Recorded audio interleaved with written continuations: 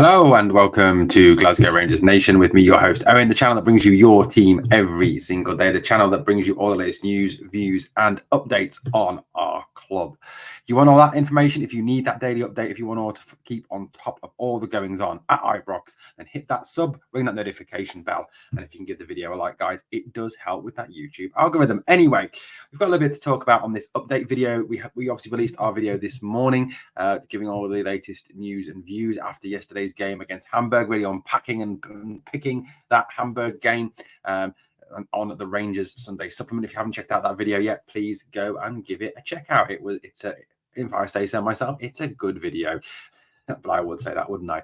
Anyway, lots of things to talk about coming out of the game yesterday. Lots of things to talk about coming out of the club at this moment in time. We're going to get in a minute to what Michael Beale has had to say about the game yesterday, and also what Michael Beale has had to say on the Denio and Cifuentes transfers. So hang on, that is coming. All the latest on the Denio and Cifuentes transfers, and also why we may not need another centre back as well, which Michael Beale also talks about in his post-match interview. So interesting stuff indeed from Michael. Now, the big news obviously that came out of yesterday's game was the absence of Alex Lowry. Lowry went to play for the B team against OH Leuven, a Belgian top league team. Lowry didn't feature at all, even though he did feature obviously on Tuesday night against Newcastle, having limited minutes. It is an ongoing question, isn't it? Why managers at the club just do not fancy Alex Lowry. What is it about Lowry that is holding him back? If we look at his appearance record over the last few seasons, in total for the club, he's made 14 appearances, scored 2 goals, 21 total career appearances across a number, obviously across the B team games and other games as well. Lowry is someone who is, full of skill, full of ability, full of talent, has all the talent in the world, or so it seems, but yet does not get picked. There are strong rumours coming from a number of sources, a number of fans as well, that Lowry has an attitude problem. Obviously, Lowry had a very difficult year last year with the loss of his mother, which obviously we are deeply sympathetic about, and obviously, his injury problems that he had last season too.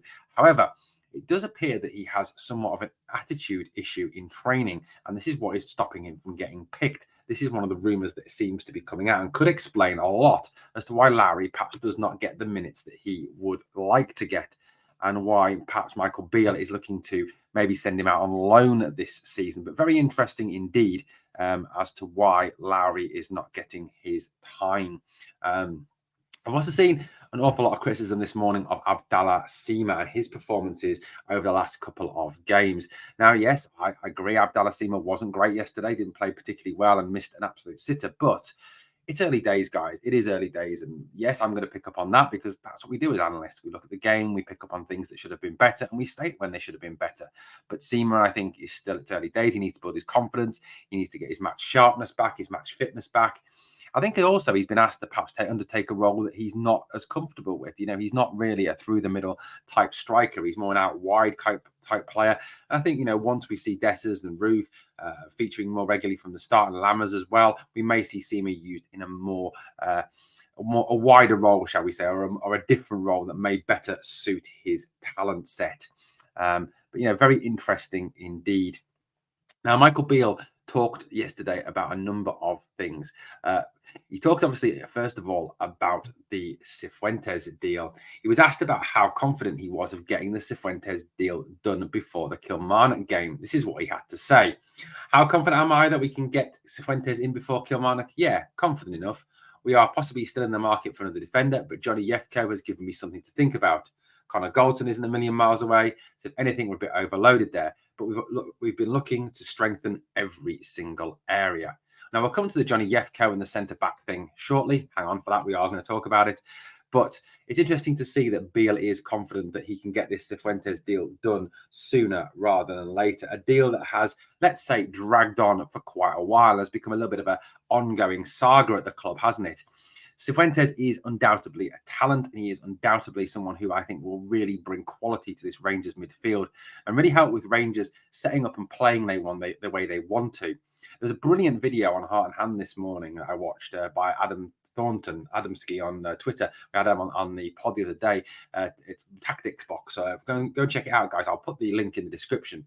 It's brilliant. Explain the box midfield system and how Rangers might use the box midfield system this year and how Cifuentes suits that style as well. Brilliant video from Adam. Please go and check it out. It really does explain the way Beale wants to play this coming season. And it's really, really, really good. I think it will actually help Rangers to be very successful this season. One thing Michael Beale did touch on, obviously, was the increase in the competition for places at the club. That was something that he really does want. And we know that, the more competition you have for places, the more competition there is, the higher standards get pushed. And that's got to be what Rangers are aiming for this season, playing at the highest possible standards for every single game so that we don't fall behind that lot from across the city.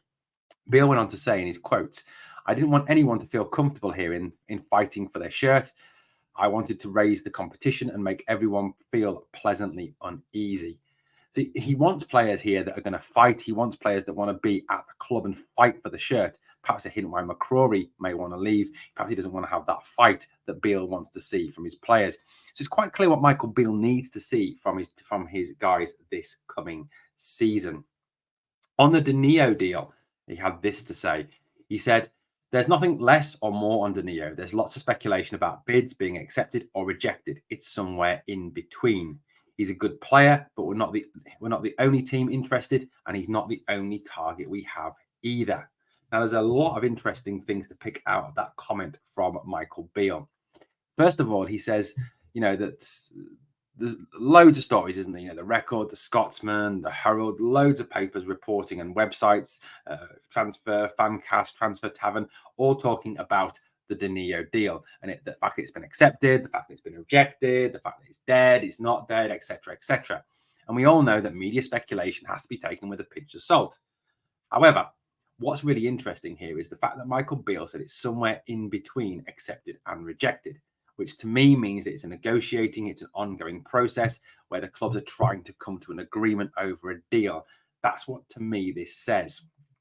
So it says that it's not anywhere near done yet, but it's not anywhere near dead yet. So there is still hope that this deal could move forward, but I wouldn't expect anything in the next week or so on Denio. Also interesting that he said that there are other teams interested in Denio. It's not just Rangers, which obviously could present the situation when we are outbidded for a player, given the fact that we do have a limited financial base this year to work from, and the fact that they have more than one target, and Denio is not the only target. Who these other targets are at this moment in time, is open to speculation, is open to rumour. Josh Madge has been rumoured, obviously. There's been some fans talking about Lawrence Shankland. There's talks about Benny Traore, although he looks like he's on his way to Sheffield United in the English Premier League now. So who is that? Who are those other targets? But, very interesting comments and quotes from Michael Beale there in talking about the Denio deal and the Cifuentes deal. It does see that Cifuentes will be through the door sooner rather than later. However, it does appear that the Denio deal is nowhere near done and will not be done anytime soon. Michael Beale has talked about a number and was questioned on a number of topics yesterday after the Hamburg game.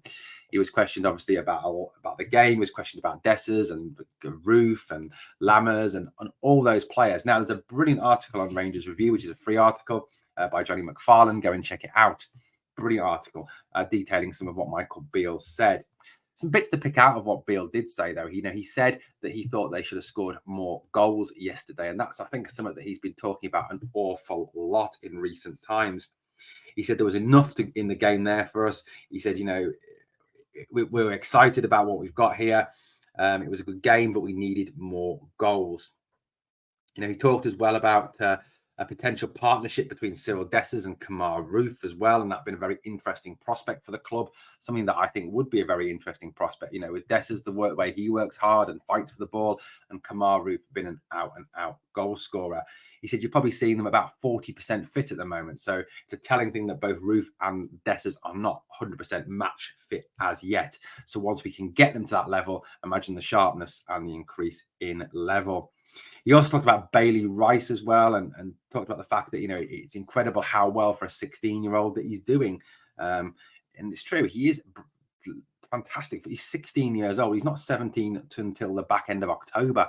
So that is incredible how well Bailey Rice is doing. And I certainly hope to see Bailey on more than one occasion in the rest of this season. I hope he gets some minutes.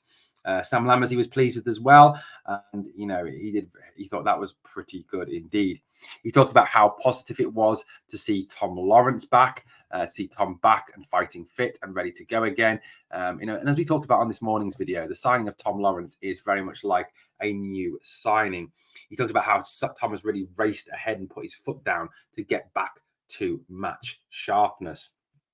Another interesting question that he was asked was around Cyril Dessers and